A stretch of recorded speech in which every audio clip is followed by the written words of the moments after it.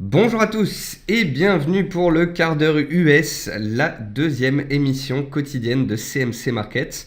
Nous nous donnons rendez-vous tous les jours à 15h45 pour pouvoir faire le point sur l'ouverture des marchés américains qui débute à 15h30. Le titre du jour est "Le bal des publications est ouvert" puisque les publications trimestrielles américaines ont commencé et comme d'habitude c'est Alcoa, le géant de l'aluminium, qui a ouvert le bal. Alcoa est en baisse de 8% dans les premiers échanges. Les résultats n'ont pas été à la hauteur des attentes des opérateurs. Mais bon, n'allons pas trop vite en besogne. Les indices américains sont neutres, l'Europe est sous résistance et le bal des publications ne fait que commencer. Ce sera très certainement le catalyseur des séances, voire des semaines à venir. Après 7 trimestres consécutifs de recul des résultats, eh bien, on pourrait enfin avoir une éclaircie. Et si cette éclaircie devait se valider, eh bien, ce serait un point positif pour les indices américains et donc pour l'ensemble des indices pour la fin d'année. Bienvenue à tous, bonjour à tous ceux qui viennent de nous rejoindre. Je salue également tous ceux qui nous regardent sur YouTube et nous allons pouvoir commencer cette émission. Avant toute chose, un avertissement sur les risques concernant le caractère purement informatif de cette présentation et les CFD. Je vous invite à en prendre note. Vous pouvez, comme à chaque émission, utiliser en haut de votre écran les fonctions de chat et de questions-réponses pour pouvoir converser avec moi. Dans le quart d'heure US de CMC Markets, on va voir ensemble les derniers mouvements intraday, le palmarès des actions européennes, les statistiques et le chiffre du jour, les actualités US et le palmarès actions. Nous allons voir une figure graphique reconnue par la plateforme de CMC Markets. Et comme je vous le disais, je répondrai à vos éventuelles questions. Alors, avant toute chose et pour mieux comprendre ces mouvements intraday, je vous ai marqué Hillary Clinton monte dans les sondages face à Trump, ce qui soutient indices et dollars à la hausse, comme à la suite du premier débat télévisé. Donc il faut bien comprendre que lorsqu'il y a eu le premier débat entre Hillary Clinton et Donald Trump, Hillary Clinton a pris l'avantage à ce moment-là. Et alors qu'elle avait pris l'avantage, on a vu les indices américains bien se tenir, le dollar américain être recherché et le peso mexicain reprendre du poil de la bête. Le peso mexicain, lui, d'ailleurs, est très corrélé aux probabilités de voir Trump ou non gagner les élections. Et donc, c'est un bon indicateur avancé de ce qui se passe dans les urnes, enfin dans les sondages avant les urnes. Donc, gardons en tête que tant qu'Hillary Clinton avance dans les sondages, c'est plutôt haussier pour les indices, haussier pour le dollar et haussier pour le peso mexicain et inversement. Aussi, en ce début de semaine, alors qu'hier on avait de nombreuses places fermées et peu de statistiques, aujourd'hui on a également peu de statistiques. On a vu le CAC 40 donc s'attaquer à la zone des 4510-520 points, ce sont les plus hauts de la semaine passée, c'est une zone de résistance. Je vous expliquais donc ce matin encore dans la matinale à 10h que nous sommes haussiers en données hebdomadaires sur 3 mois, nous sommes haussiers sur 10 jours, nous sommes haussiers sur quelques séances. Depuis le début de la semaine, les acheteurs se sont présentés sur les supports et on est reparti à la hausse. Nous voilà néanmoins à la croisée des chemins et il va falloir concrétiser, passer en force pour pouvoir parler de plus de hausse et de signaux aussi éventuels, sinon on restera dans des ranges. Donc on a le CAC 40 qui a attaqué les 4510-520 mais qui ne passe pas. On a en parallèle de ça le FTSE qui inscrit un nouveau record annuel à 7126 points, qui est bien évidemment soutenu par la faiblesse de sa monnaie, la livre. Donc on a le FTSE sur des records, le CAC sous résistance. Et pourquoi est-ce qu'on ne va pas plus haut? Eh bien tout simplement parce que le futur S&P 500 bloque toujours sous son oblique baissière à 2170 points. On va regarder ça ensemble dans la partie graphique, mais en gros ça fait à peu près 3 semaines que le S&P bloque dans un triangle. Ça ne passe pas en haut, ça ne décale pas en bas pour autant. Et on verra, je pense, avec plus de publications de résultats, une sortie se faire dans les séances à venir. Parallèlement à ça, donc le pétrole consolide, il consolide à plat, juste sous ses plus hauts annuels à 51,50. N'oubliez pas que par moment, le WTI pourrait respirer, tout comme sur les indices, mais il y a un facteur qui aide le WTI, ou du moins qui pesait jusqu'ici, c'est que depuis 15 jours, le WTI monte alors que le dollar est haussier. Ça veut dire que la force du WTI est très grande. Ça veut dire que si à tout moment le dollar qui monte depuis 2 semaines devait consolider, cela soutiendrait les prix du WTI. Et puis en plus de cela, on a des spéculations côté russe, côté Arabie Saoudite, concernant donc de possibles arrangements sur un gel de production. Donc le WTI reste pour le moment un soutien au marché action dans son ensemble, surtout au secteur énergétique. Et puis le dollar index inscrit un nouveau plus haut mensuel à 97,45 points. Donc ça, c'est la résultante de la probabilité de la hausse de taux de décembre, qui est actuellement à 70% qui fait cela. Également, Hillary Clinton qui prend de l'avance dans les sondages. Néanmoins, ça fait 15 jours que le dollar monte. Attention, à tout moment, il peut consolider. On peut assister à des prises de bénéfices. C'est pour ça, quand je vous prends l'exemple de l'euro-dollar, qu'on regardera tout à l'heure, l'euro-dollar tente de casser par le bas la zone des 1,1120, 1,11, mais ce n'est pas une cassure franche, parce qu'à court terme, le dollar pourrait être suracheté et donc l'euro-dollar consolider et faire un petit rebond technique. Donc attention à jouer la hausse du dollar, ça fait déjà 2 semaines qu'il monte, et il y a un moment, on assistera très certainement à des prises de bénéfices. Côté meilleure et moins bonne performance de l'Eurostoxx 50, donc en hausse on retrouve LVMH, pratiquement plus 5%. Le groupe a publié son chiffre d'affaires du 3e trimestre et cela dépasse les attentes des investisseurs. Bon point, on retrouve une bancaire également dans le top 5 des valeurs européennes à la hausse. On retrouve E.ON, valeur allemande qui ces derniers temps était passée de 10 € à 6 €. Donc là, c'est un rebond technique. Et puis, dans les baisses, consolidation du côté de l'Italie, notamment des bancaires. Et puis Airbus, lanterne rouge en Europe avec -2. Donc vous voyez que ça reste une baisse contenue. Car Airbus pourrait revoir à la baisse sa production de l'A380. Côté statistique, le sentiment économique en Allemagne est ressorti à 12,3, soit mieux que les 6,3 attendus. Et puis, on a eu aussi ce midi l'indice des petites entreprises US, le NFIB, qui est ressorti inférieur aux attentes à 94,1 contre des attentes à 95,2. Le chiffre du jour, c'est 17 milliards. Et 17 milliards, c'est ce que cela pourrait coûter à Samsung d'arrêter le Samsung Note 7. C'est un téléphone sur lequel Samsung a eu des problèmes avec les batteries qui explosaient, qui prenaient feu. Samsung avait dit rappeler ses téléphones et modifier les batteries. Malheureusement, eh bien ça recommence. On a de nouveau des accidents. Samsung va donc arrêter le Samsung Note 7, excusez-moi. Il le retire de la vente et ça, bien évidemment, ça profite à Apple. On ne sait pas trop ce que Samsung va faire par la suite. Ça me permet de faire ma petite transition sur les actualités et le palmarès action aux États-Unis. Donc Apple pourrait ouvrir en hausse ce jour profitant de l'effet Samsung. Samsung, en effet, c'est le principal concurrent d'Apple sur la vente de smartphones. Donc forcément, ça aiderait la marque à la pomme si Samsung arrête complètement. Twitter intéresse toujours Salesforce selon des actionnaires proches des débats. Donc Twitter a perdu 30% ces dernières semaines. Le titre était monté sur des spéculations, il est redescendu tout aussi sec. Attention néanmoins, je surveille Twitter, on est sur les plus bas et toute réaction haussière pourrait être intéressante à suivre. Ce serait peut-être les prémices d'une OPA réalisée par Salesforce ou bien par une autre entreprise. Donc ce dossier reste chaud pour le moment. Alcoa, on en parlait en introduction, la société, donc le géant de l'aluminium, a ouvert le bal des publications en baisse de 4% après des résultats inférieurs aux attentes. Là, je crois qu'on est à -8%, donc il est clair que les marchés n'ont pas apprécié ces résultats. Et puis Illumina, on va la regarder ensemble. C'est une société qui revoit à la baisse ses prévisions et chute de 25% avant bourse. Donc j'ai regardé à l'ouverture, elle est en baisse de 25%. Par contre, elle a ouvert avec un large gap baissier pile poil sur un support de moyen long terme. Donc ça, on va regarder ça, c'est intéressant techniquement.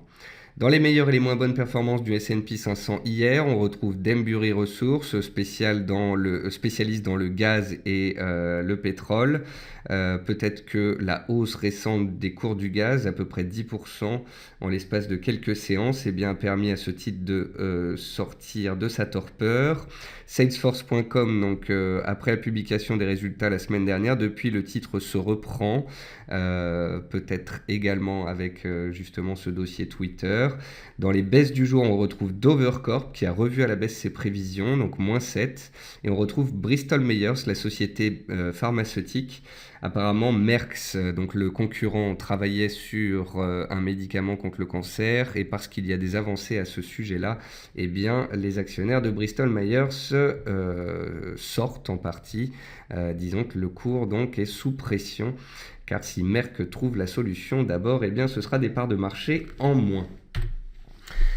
Pour finir, une figure graphique reconnue par la plateforme de CMC Market. Il s'agit ici d'un graphique en données horaires sur à peu près 3 semaines sur le titre Amazon.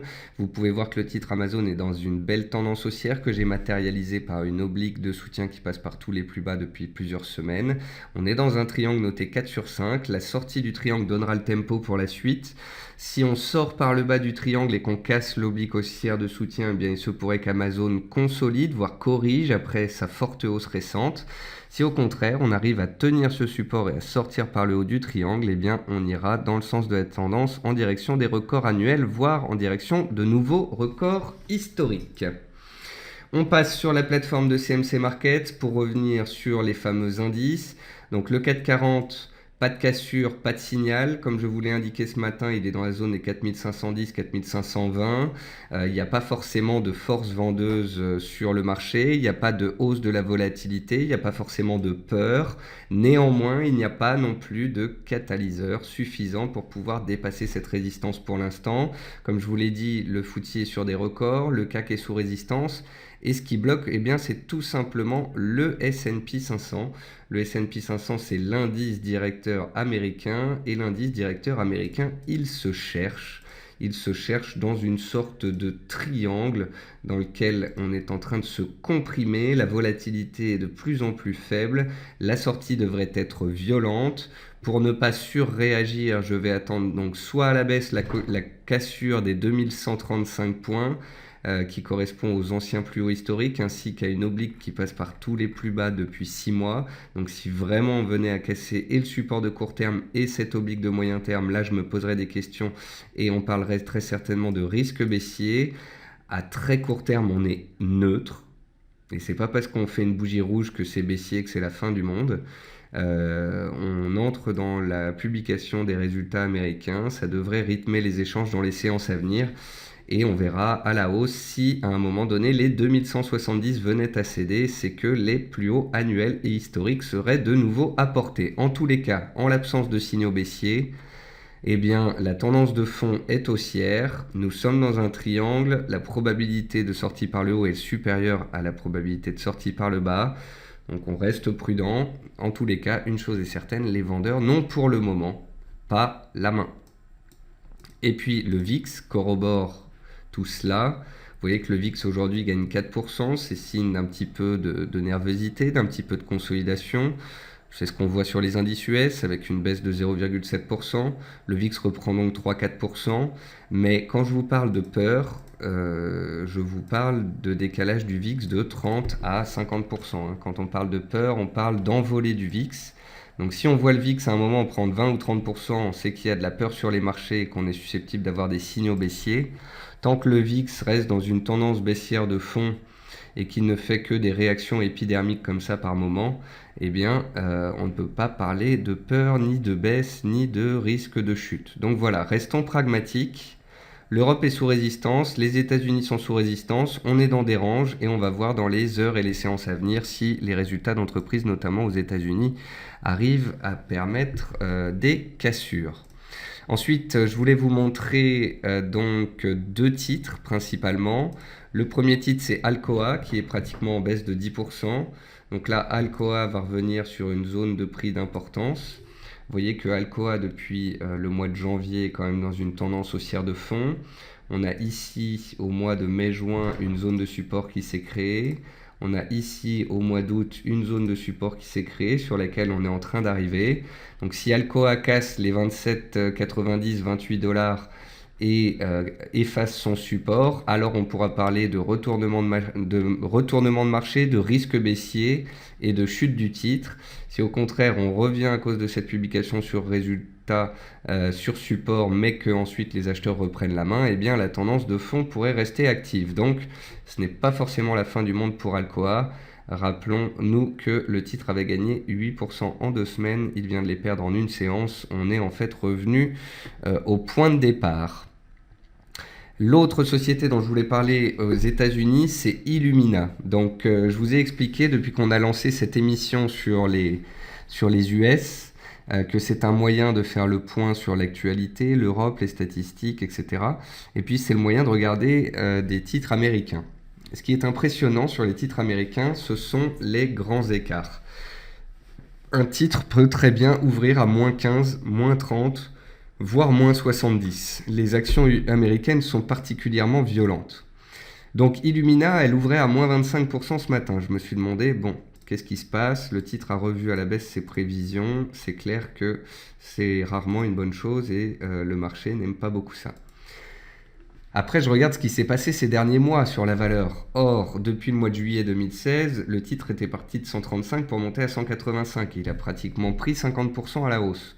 Donc forcément, les acheteurs, les investisseurs s'attendaient à de bonnes choses. Parce que les résultats sont ressortis inférieurs, ou du moins que les perspectives sont désormais revues à la baisse, on est violemment revenu à l'envoyeur on est revenu sur le point de départ, sur les 130, 133 dollars. Or, peut-être que cette nouvelle, donc, a séché les spéculateurs et a fait rebaisser le titre en zone de support. Mais on ne va pas forcément casser cette zone de support. Donc voilà, vous voyez ici le titre Illumina, ici, là, le 5 octobre. Il avait clôturé à 163, il est ouvert à 131. Donc on a ouvert en baisse de moins 20%. Mais au final, on a fini à moins 10. Et qu'est-ce qui s'est passé les 3 mois suivants? Eh bien, on n'a fait que monter. Ici, pareil. Là, le titre était à 177. Il ouvre ici à 143 et clôture à 139. Il se fait des frayeurs sur support, puis il repart. Donc, vous voyez où je veux en venir. C'est la 3e fois où le titre ouvre en baisse d'à peu près 20% et revient sur son support de long terme. Donc, si ce support de long terme, la zone des 130-133 dollars, venait à casser, ok, signal baissier, retournement de moyen terme confirmé et plus de baisse potentiellement à venir. Par contre, tant que les 130-133 tiendront, on est sur une zone de support long terme et donc on pourrait surveiller une éventuelle tenue de cette zone parce que si ça tient comme les dernières fois, eh bien le titre pourrait repartir à la hausse. Voilà donc pour ce petit cours sur Illumina, support et résistance, analyse de moyen terme, et ça permet d'y voir un peu plus clair. Ensuite, on peut regarder les matières premières. Donc sur le sucre, toujours la même analyse. On est sur un triple top, un triple échec sur les 23 cents. Donc j'ai l'impression qu'à court terme, les acheteurs perdent la main. Il faudra valider cela par des cassures de support, mais en tous les cas, on a un beau triple échec à 23 cents à ne pas négliger. Sur le palladium, on a un double top ici sur la zone des 725 dollars. On est en train de revenir sur support. Attention, si on le casse, on pourrait aller chercher le seuil suivant ici vers 625. En tous les cas, vous voyez bien, c'est assez violent les mouvements sur le palladium. Vous voyez que quand ça part à la hausse, c'est très rapide, très violent. Et pareil, quand ça part à la baisse, c'est très rapide et violent. Alors il vaut mieux attendre un retournement de marché validé que d'anticiper des retournements. Il vaut mieux louper le premier chandelier de retournement de tendance à la hausse pour ensuite prendre le pas, plutôt que d'acheter tous les jours dans la baisse en espérant qu'un jour ça se retourne. Donc là, on arrive à proximité d'un support, mais encore une fois, comme je viens de vous le dire, il n'est pas certain que ce soit le bon, d'autant plus que le dollar reste fort en ce moment. Donc on verra cela par la suite. Concernant le jus d'orange, on avait vu qu'il était en tendance haussière, qu'il est désormais neutre.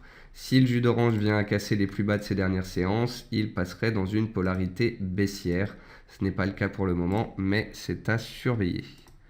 Le pétrole, je vous le disais, il est en consolidation sous les plus hauts annuels. Rien d'étonnant jusqu'ici. Les cours du pétrole ont gagné 20% en l'espace de 2 semaines.